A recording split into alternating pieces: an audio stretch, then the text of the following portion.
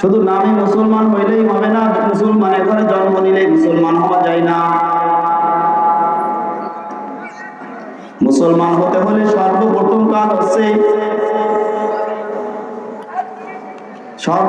কাজ হচ্ছে কালিমা পড়ে মুসলমানের খাতায় নাম লেখানো।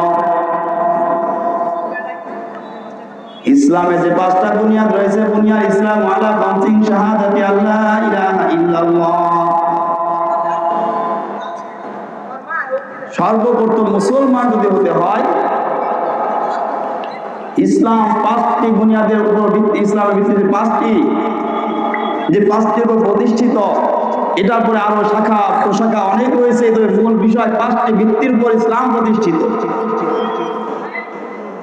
বুনিয়াল ইসলাম আলা খামসিন শাহাদাতি আল্লাহ ইলাহা ইল্লাল্লাহ, আল্লাহ ছাড়া কোনো মাবুদ নাই, হযরত মুহাম্মদ রাসূলুল্লাহ সাল্লাল্লাহু আলাইহি ওয়াসাল্লাম আল্লাহর রাসূল, এটা স্বীকার করা, এটা বিশ্বাস করা। 3টি বিষয়বস্তুর সমন্বয় ঈমান পরিপূর্ণ। অন্তরে বিশ্বাস করা যে আল্লাহ রাব্বুল আলামিন তার প্রেরিত রাসূল হচ্ছে আখির নবী হযরত মুহাম্মদ রাসূলুল্লাহ সাল্লাল্লাহু আলাইহি ওয়াসাল্লাম, আল্লাহর পক্ষ থেকে প্রেরিত রাসূল। এটা অন্তরে আমাকে আপনাকে সকলকে বিশ্বাস করতে হবে, 1 নম্বর। 2 নম্বর, মুখে স্বীকার করতে হবে, অন্তরে বিশ্বাস থাকবে, মুখ থেকে স্বীকার করতে হবে। জালেমের ভয়ে যদি মুখ থেকে স্বীকার করলাম না, আমি যদি মুখ থেকে স্বীকার করি, তাহলে আমাকে দল থেকে পদত্যাগ করানো হবে, আমাকে দল থেকে বহিষ্কার করা হবে। আমি যদি আমার রাসূলকে গ্রহণ করি, তাহলে আমার দুনিয়া আমার থেকে ছিনাই নেওয়া হবে, ক্ষমতা আমার থেকে ছিনাই নেওয়া হবে। ক্ষমতার কারণে ক্ষমতা হাতছাড়া না হয়ে যায়, যে কারণে অন্তরে বিশ্বাস করব, মুখে স্বীকার করব না, পরিপূর্ণ মুসলমান হতে পারবো না। আর আল্লাহ রাব্বুল আলামিন বলেন, ইয়া আইয়ুহাল্লাযীনা আমানু তাকুল্লাহা হাক্কা তুকাতি ওয়া লা তামুতুন্না ইল্লা ওয়া আনতুম মুসলিমুন। ইয়া আইয়ুহাল্লাযীনা আমানু তাকুল্লাহ, হে ঈমানদাররা, আল্লাহকে ভয় করো, আল্লাহর হক আদায় করে আল্লাহকে ভয় করো। শুধু মুখে ভয় করলে হবে না, আমি আল্লাহকে ভয় করি, জান্নাত বিশ্বাস করি, জাহান্নাম বিশ্বাস করি, কিন্তু নামাজের কাছে নাই। আল্লাহর ভয় হইল জান্নাত বিশ্বাস করি, জাহান্নাম বিশ্বাস করি, কিন্তু নামাজের সময় নামাজ পড়ি না, যাকাতের সময় যাকাত হিসাব করে যাকাত আদায় করি না। আমার উপর হজ ফরজ হয়েছে, ফরজ হজ আদায় করি না, লাখ লাখ টাকা খরচ হয়ে যাবে, টাকার মায়ায় টাকার চিন্তায় আমি হজ আল্লাহর হুকুম পালন করি না। পর্দা আল্লাহর বিধান, নামাজ যেমন ফরজে আইন, পর্দা করা ফরজে আইন, পর্দাও মানি না। কিসের জন্য পর্দা মানি না? পর্দা মানতে গেলে সমাজের মধ্যে সমালোচনা শুনতে হয়। আমি পর্দা করলে আরেকজনের ক্ষতি হয়, আরেকজন আমার উঠান থেকে বের হতে পারে না, আমার উঠান থেকে তার পথ বন্ধ হয়ে যায়। চলার পথ যখন উঠান থেকে বের হয়ে যায়, বাড়ির সামনে থেকে উঠান বন্ধ হয়ে যাবে, তার পথ চলা বন্ধ হয়ে যাবে, তখন সে আমার শত্রু হয়ে যাবে। অর্থাৎ শত্রু হওয়া যাবে না, সমাজের মধ্যে সকলের সঙ্গে মিলেমিশে থাকতে হবে। পর্দা লঙ্ঘন করে, আল্লাহর হুকুম অমান্য করে সমাজের সঙ্গে আমরা সকলে মিলে থাকতে হবে। এটার নাম ঈমান।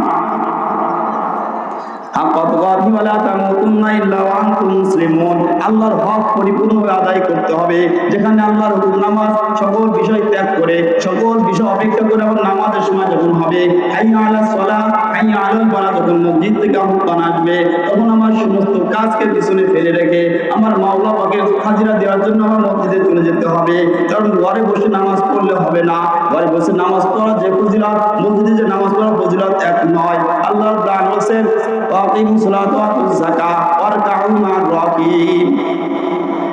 ঘরে বসে নামাজ পড়লে হুকুম পালন করা সম্ভব নয়। ঘরে বসে নামাজ পড়লে অনেকে ফতোয়া দেয় যে নামাজ হবেই না। ওই ফতোয়া দেওয়া তার যুক্তি, যেটা বস্তু সেটা তার বুঝতে ঠিক আছে, কিন্তু মূলত নামাজ হবে না। এটার দ্বারা কি, যে ফল যদি ফরজ তার জিম্মা থেকে আদায় হয়ে যাবে, কিন্তু যে নামাজের যে ফজিলত, এই নামাজের ফজিলত থেকে আমি আপনি মাহরুম হয়ে যাব।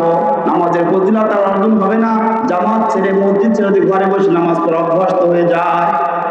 কারণ বশত ভবিষ্যৎ যেটা ভিন্ন কথা। তাহলে যখন নামাজের আহ্বান আসবে, সকল কাজ আমাকে পিছনে ফেলে আমার নামাজের জন্য আল্লাহর সামনে হাজিরা দেওয়ার জন্য মসজিদে চলে যাব। যখন পর্দার বিধান এসে আল্লাহর হুকুম পর্দা করা ফরজ, এই পর্দা করতে যে যদি আমার সম্পর্ক যদি আপন জনের সঙ্গে বিচ্ছিন্ন হয়ে যায়, আপন জনে পরোয়া করি না, মাওলা পাকের আমার ভালোবাসা অর্জন করতে হবে, মাওলার রেজামন্দির জন্য, মাওলার সন্তুষ্টির জন্য যদি আমাকে আমার আপনজন, আমার আত্মীয় সম্পর্ক সকলে আমাকে ছেড়ে চলে যায়, এরপর আমি আর মাওলাকে আমি অসন্তুষ্ট করতে পারবো না। তাহলে 2 নম্বর কি? 1 নম্বরে অন্তরে বিশ্বাস করা, 2 নম্বর মুখে স্বীকার করা। এটা অনেকের মধ্যে 2টা পাওয়া যায়। অন্তরে বিশ্বাস করি আল্লাহ এক, আল্লাহ রাসূল সত্য, আখেরি নবী আমাদের নবীর পরে আর কোনো নবী আসবে না, এটা বিশ্বাস করি, স্বীকার করি। অন্তরে বিশ্বাস, মুখে স্বীকার দুটোই করলাম। 3 নম্বর হচ্ছে আমলে পরিণত করে দেখা। এই আমলের মধ্যে মানুষের ঘাটতির কোনো অভাব নাই। আমলের মধ্যে পদে পদে মানুষের মধ্যে ভুল আর ভুল, পদে পদে মানুষ আমলের মধ্যে ছেড়ে দিতেছে। অথচ আল্লাহ রাব্বুল আলামিন কি বলেন? হাক্কা তুকাতি ওয়ালা তামুতুন্না ইল্লা ওয়া আনতুম মুসলিমুন। মুসলমান না হয়ে কবরে এসো। যদি মুসলমান না হয়ে যদি কবরে যায়, কবর আমার জন্য হয়ে যাবে একটা জাহান্নামের গর্ত। মুসলমান না হয়ে যদি কবরে যায়, ওই কবরটা আমার জন্য হয়ে যাবে জাহান্নামের একটা গর্ত। আর যদি আমি মুসলমান ঈমান নিয়ে যদি কবরে যেতে পারি, ওই কবরটা আমার জন্য হয়ে যাবে জান্নাতের একটা বাগান। যেমন এটা একটা বাগান, কবরটা মুমিনের জন্য কবরে রাখার সঙ্গে সঙ্গে আল্লাহ কবরের সঙ্গে জান্নাতের সঙ্গে একটা কানেকশন দিয়ে দেওয়া হয়। জান্নাতের হাওয়া বাতাস কবরের মধ্যে পৌঁছায় যায়। আর যদি বেঈমান হয়ে কবরে যায়, জাহান্নামের সঙ্গে কানেক্ট করে দেওয়া হয়, জাহান্নামের সঙ্গে সংযুক্ত করে দেওয়া হয়, জাহান্নামের আগুন এসে কবর ভরে যায়। এই জন্য আল্লাহ রুকুকারীদের সঙ্গে রুকু করো। রুকুকারীদের সঙ্গে যদি আমাকে আপনাকে রুকু করতে হয়, ঘরে বসে তো এটা সম্ভব নয়, ঘরে বসে তো একা একা রুকু করবো। রুকুকারীদের সঙ্গে যদি দিতে হয়, আমাকে মসজিদে গিয়ে রুকুকারীদের সঙ্গে সঙ্গ দিতে হবে। এটা কিন্তু আবার যে আল্লাহ বলছেন যে অরকাউমার রাকিন, তাহলে চলো স্বামী স্ত্রী মহিলা পুরুষ সকলে মিলে মসজিদে চলে যায়, সকলে মিলে মসজিদে চলে যায়। এটা ফজিলত, নামাজের ফজিলত। মসজিদে নামাজ পড়বো 1 রাকাতে 27 রাকাত নামাজের সব। ঘরে বসে পড়লে 27 রাকাত ঘরে পড়বো, মসজিদে 1 রাকাত পড়বো সমান। ঘরে বসে 54 রাকাত পড়বো, মসজিদে যে 2 রাকাত নামাজ পড়বো সমান। তাহলে কি স্বামী স্ত্রী মহিলা পুরুষ মিলে সকলে মসজিদে ভিড় জমায়। যেমন অনেক দরবার আছে, বাংলাদেশের দরবারে কোনো শেষ নাই। অনেক দরবারে তো মহিলা পুরুষ একসঙ্গে যায়, রাত্র যাপন করে, দিনের বেলা যায়, পরের দিন ফিরে আসে, বাবার দরবার থেকে রহমত বরকত নিয়ে চলে আসে। কারণ ওরা তো রহমত বরকত দিতে আসে। এইভাবে আমরাও যদি আমাদের মহিলা নিয়ে মসজিদে যাই, রহমত পাইবো, তাই না? এটা শুধু পুরুষদের জন্য, যদিও মহিলাদের জন্য, নারীর জন্য মসজিদে যাওয়া ডাইরেক্ট নিষিদ্ধ করা যাবে না। মাসলা যদিও হওয়া হুকুম যদি এসেও যায়, সেটা স্বার্থ সাপেক্ষে হওয়া বলতে হবে। তবে উত্তম হচ্ছে, পুরুষের জন্য উত্তম স্থান হচ্ছে মসজিদ, মহিলাদের জন্য উত্তম স্থান হচ্ছে ঘরের মধ্যে একটা নির্দিষ্ট একটা কোণের মধ্যে জায়গা। এটা হচ্ছে উত্তম। যদি কেউ চায় আমি 1 টাকার বিনিময়ে 27 টাকা অর্জন করব, সেটা ঘরে বসে হোক আর মাঠে গিয়ে হোক। যদি বলে পুরুষ মাঠে গিয়ে কাজ করলে 1 ঘন্টায় 27,000 টাকা, নারী যদি ঘরে বসে কাজ করে 1 ঘন্টায় 27,000 টাকা, পুরুষ যদি ঘরে বসে কাজ করে মাঠ ছেড়ে, তাহলে 1 ঘন্টায় পাবে 1000। নারী যদি ঘর ছেড়ে মাঠে কাজ করে 1 ঘন্টায় পাবে 1000। তা কেউ কি উল্টোটা করবে? নারী বলে না আমি ঘর ছেড়ে আমি বাইরে যাব না, পুরুষ বলবে আমি মাঠ ছেড়ে ঘরে আসবো না। কারণ কি? এখানে স্বার্থ রয়েছে, লাভ রয়েছে। আল্লাহ রুকুকারীদের সঙ্গে রুকু করো। পুরুষের জন্য ফজিলত হচ্ছে মসজিদ, মহিলাদের জন্য ফজিলত ফজিলত হচ্ছে ঘরের মধ্যে একটা নির্দিষ্ট কোণের মধ্যে করে একটা নির্দিষ্ট জায়গা করা, সেখানে বসে আল্লাহর ইবাদত বন্দেগী করবে। এটা হচ্ছে মহিলাদের জন্য ঘরের মধ্যে ফজিলত, আর পুরুষের জন্য ফজিলত হচ্ছে মসজিদ। তাহলে তিনটা জিনিসের সমন্বয় ঈমান পরিপূর্ণ হয়। এক নম্বর অন্তরে বিশ্বাস করা, দুই নম্বরে মুখে স্বীকার করা, তিন নম্বর হচ্ছে আমলে পরিণত করে দেখা, আমলে পরিণত করা। যখন যে হুকুম আসবে সেই হুকুম আমাকে অবশ্যই পালন করতে হবে। যদি ওই হুকুম পালন করতে গিয়ে সমাজের মধ্যে আমার শত্রুতা তৈরি হয়ে যায়, সমাজ আমার বিপক্ষ হয়ে যায়, আমার কিছু বিপদ নয়, আমাকে যদি জীবনও দিতে হয়, এমন একটি জীবন নয়, লক্ষ জীবন যদি লক্ষবার দিতে হয়, আমি আমার মাওলার রেজামতের জন্য দেওয়ার জন্য প্রস্তুত। ঠিক কিনা? যে জীবন আল্লাহ দিয়েছেন সেই জীবন আল্লাহর জন্য বিলিয়ে দিব। আল্লাহর দেওয়া জীবন যদি আল্লাহর জন্য বিলাইতে না পারি, তাহলে জীবন তো ব্যর্থ।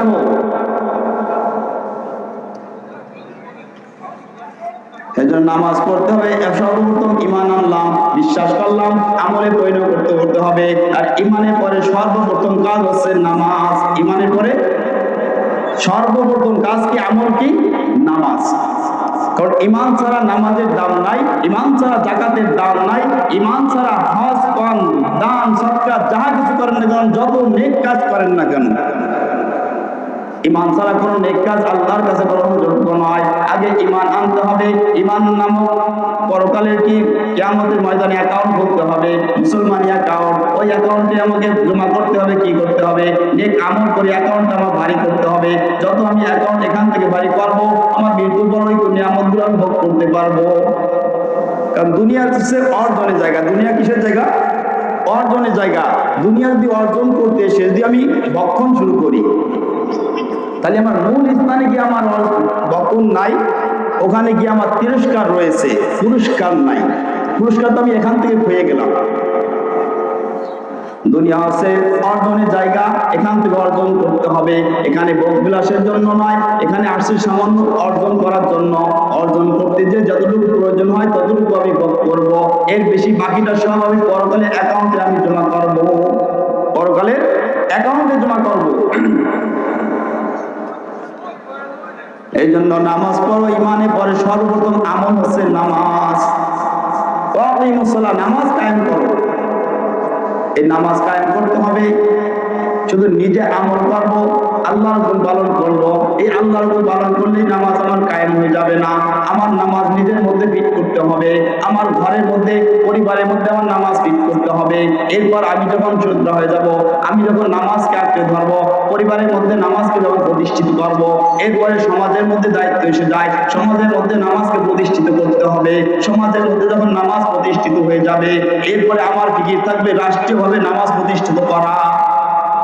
বসে থাকার কাজ নয়।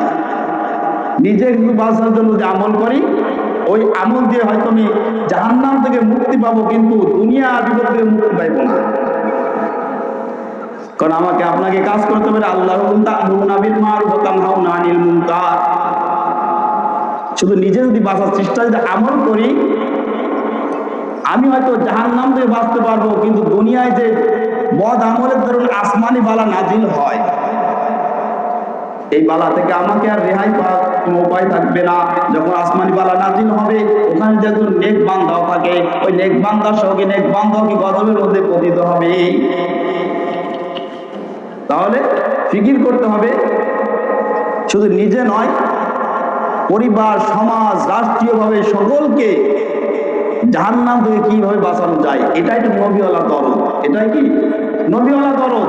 নবী তার উম্মতের চিন্তায় ঘুমাইতে পারতেন না, সুখ করেন নাই, দুনিয়ার শান্তি আয়েশকে বুঝতেন না, শুধু চিন্তা উম্মতকে কিভাবে জাহান্নাম থেকে বাঁচানো যায়। সেই দরদি নবীর উম্মত যদি হতে হয়, সেই নবী যদি শাফায়াত পেতে হয়, তাহলে আমাকে তো সেই নবীর দরদ নিয়ে সে নবীর উম্মতদেরকে যেন সকলে যেন জান্নাত যেতে পারে, সে ফিকির থাকা। এক নম্বর হচ্ছে নামাজ। ঈমানের পর কাজ হচ্ছে আমল, নামাজ প্রতিষ্ঠিত করা। এই নামাজের দ্বারা কি হবে? আমার পরকালে তো অবশ্যই সুখের ঠিকানা জান্নাত পাওয়া যাবে। দুনিয়া তো আমার কি হবে? বিপদ থেকে বাঁচা যায়। কারণ এই নামাজ শুধু আখিরাত তো নয়, দুনিয়াতের ফায়দা হাসিল হয়। আগে নামাজ না পড়ার কারণে শাস্তি হচ্ছে 15টা শাস্তি, বেনামাজির জন্য শাস্তি 15টা শাস্তি। এই 15টা শাস্তির মধ্যে 6টা হচ্ছে দুনিয়াতে সে ভোগ করবে। কয়টা? 6টা দুনিয়াতে ভোগ করবে। আর নামাজ যে ফজিলত, এটা মৃত্যু পর তো রয়েছে দুনিয়াতে লাভ আছে। যে লাভটা কি? কুফা নগরীতে একটা কুলি বসবাস করত, খুব বিশ্বাসী একটা কুলি, ইমানদার একটা কুলি, মানুষের কাজ করে, টাকার বিনিময়ে বোঝা বহন করে দেয়, টাকার বিনিময়ে তাকে মাল এখান থেকে ওখানে নিয়ে দেওয়া হয়। সে আমানতের খেয়ানত করে না, আমানতের খেয়ানত করে না। বর্তমান যুগের মতো নাই। বর্তমান যুগে তো কাউকে যদি কোনো কিছু আমানত দেওয়া হয়, কত লিখিত কাগজ আকারে দেওয়া হয়, কিছুদিন পর কাগজের চিহ্ন থাকে না। যে কাগজের সাক্ষী থাকে, যে কাগজে সাক্ষী থাকে, সে সাক্ষীরও কি কিনে নেওয়া হয় যে না আমি এটা জানি না, এটা সম্পূর্ণ ভুয়া। তাই আমানতদারি এমন একটা জিনিস যে আমানতদারি যার মধ্যে নাই সে একজন মুনাফিক, আর মুনাফিকের স্থান জাহান্নামের তলদেশ। এইভাবে কুফা নগরীতে একটা কুলি বসবাস করত, তার কাছে মানুষ ব্যবসার মালামাল বিভিন্ন জিনিস আনা নেওয়া করা করত।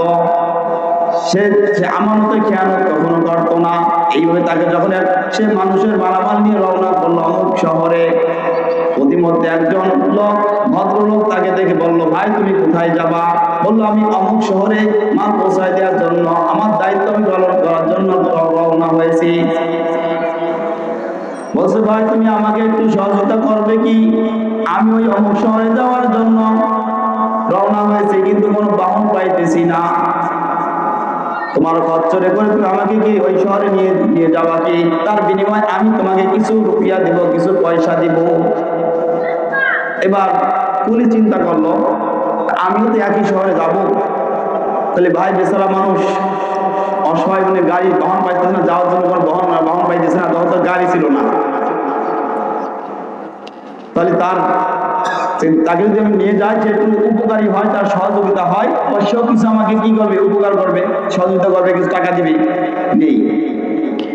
এইবার যখন তাকে সঙ্গে নিয়ে রওনা করলো, রওনা করতে করতে দ্বিমুখী একটা রাস্তা এসে গেল। দ্বিমুখী যখন একটা রাস্তা এলো, তখন ওই ভদ্রলোক যে লোকটা তার কাছে কি চাইলো, আমাকে একটু সহযোগিতা করে আমাকে তোমার স্থান তোমার সঙ্গে নিয়ে যাও। সে বললো, ভাই তুমি কোন পথ দিয়ে শহরে যেতে চাও? বললো, আমি যে পথে সে কন্টিনিউ যাইতে থাকে সেই পথ দেখালে আমি এই পথে কন্টিনিউ যাই। এই পথ আমার চেনা, ভিন্ন পথ আমার চেনা নাই, আমি ভিন্ন পথে কখনো যাই নাই। তা বললো, আমি তো অনেকবার গেছি, যাতায়াত করি, ভিন্ন পথটা আমার অনেক ভালো চেনা। পথ অল্প, পথ শর্ট, তুমি যে পথে যাও ওটা বেশি লম্বা পথ, আর এই পথটা হচ্ছে আরো ছোট। তোমার খরচের জন্য কি কষ্টটা কম হবে, সামনে আবার ঘাস খাওয়ার ব্যবস্থা রয়েছে, তাহলে আরো সুবিধা হয় তোমার খরচের জন্য। কলি চিন্তা করলো, তাহলে তো ভালোই হয়, পথ অল্প হয়ে যাবে, সময় অল্প লাগবে, আরো তাড়াতাড়ি গন্তব্যে পৌঁছানো যাবে। এইভাবে যখন ওই পথে ভিন্ন পথে যখন রওনা হলো, যে পথটা তার চেনা ছিল না, যাইতে যাইতে যাইতে দেখলো হঠাৎ একটা জঙ্গলের মধ্যে গিয়ে পথটা কি হয়েছে? বিলুপ্ত হয়ে গেছে। পথ ওখানে বাগানের মধ্যে শেষ হয়ে গিয়েছে, বাগানের মধ্যে গিয়ে পথটা শেষ। এইবার ওই লোকটার সঙ্গে লোকটা খচ্চর থেকে নেমে বলল, মাজার থেকে খঞ্জর বাহির করে বলল, এবার তোমাকে আমি হত্যা করব। যখন মাজার থেকে খঞ্জর বাহির করলো, তখন লোক বলল, ভাই তুমি তো আসলে আমার মালামাল নেওয়ার জন্য আসছো, আমাকে হত্যা করো না, যা আছে তুমি সব নিয়ে নাও, আর আমাকে ছেড়ে দাও, আমি গন্তব্যে চলে যাই। বলছে, না তা হবে না, আমি তোমাকে হত্যা করব, তোমাকে হত্যা করার পর কোনো প্রমাণ রাখবো না, হত্যা করে সব মালামাল নিয়ে যাব। তখন যখন ছাড়বেই না, তো তার হাতে অস্ত্র রয়েছে। এইবার বললো, ভাই আমাকে একটু সময় দাও, আমাকে একটু সময় দাও, আমি 2 রাকাত আল্লাহর রাস্তায় 2 রাকাত নামাজ পড়বো, আমার শেষ নামাজ, আমি 2 রাকাত নামাজ পড়ার সুযোগ আমাকে দাও। এইবার যখন নামাজে দাঁড়াইলো, পিছন থেকে তারা দিচ্ছে, তাড়াতাড়ি তুমি নামাজ পড়ো, নামাজ শেষ করো, আমার সময় হাতে একটু কম, তাড়াতাড়ি নামাজ শেষ করো। এইভাবে নামাজ যখন সূরা ফাতিহা পড়ার পর কোন সূরা পড়বে তার মনে আসতেছে না, মৃদু অবস্থায় তার মুখ থেকে বাহির হলো আম্মা ইউজিবুল মুকরা ইযা দাআহু ওয়া ইয়াকশিফু সু। এই আয়াত যখন মুখ থেকে নাযিল হলো, বাহির হলো, এভাবে নামাজ পড়তেছে, নামাজ পড়া অবস্থায় একটা লোককে, লোহার পোশাক পরিহিত লোক একটা লোক এসে তার ওই ডাকাতকে কি করলো, ডাকাতকে হত্যা করা হলো। সালাম ফিরে দেখলো ডাকাত জায়গায় মাটিতে হত্যা হয়ে শুয়ে রয়েছে, আর পাশে এক অপরিচিত ব্যক্তি লোক সে দাঁড়ায় রয়েছে। বললো ভাই তুমি কে? এমন নির্জন বাগানের মধ্যে যেখানে কোনো মানুষের আনাগোনা নাই, মানুষের কোনো আসা যাওয়া নাই, এমন স্থানে তুমি কি হবে, কোথা থেকে আসলি? এবার তাকে জিজ্ঞেস করলো তুমি কিভাবে এখানে আসলে? বলছে আমি হচ্ছে যে আয়াত আপনি বললেন আম্মা ইউজিবুল মুকরা ইযা দাআহু ওয়া ইয়াকশিফু সু, আমি হচ্ছে ওই আয়াতের গোলাম। তাই নামাজ পড়লো, নামাজ পড়ার দ্বারা, নামাজ পড়ার দ্বারা দুনিয়ার বালা মুসিবত থেকে, দুনিয়ার বিপদ থেকে আল্লাহ বাঁচাইছে। কি জন্য? যে তার আল্লাহর জন্য নামাজ পড়ছে। নামাজ শুধু জাহান্নাম থেকে বাঁচায় না, নামাজ দুনিয়ার বিপদ থেকে নামাজ বাঁচাইতে পারে।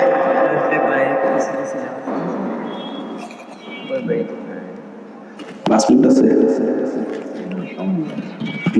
40 বছর।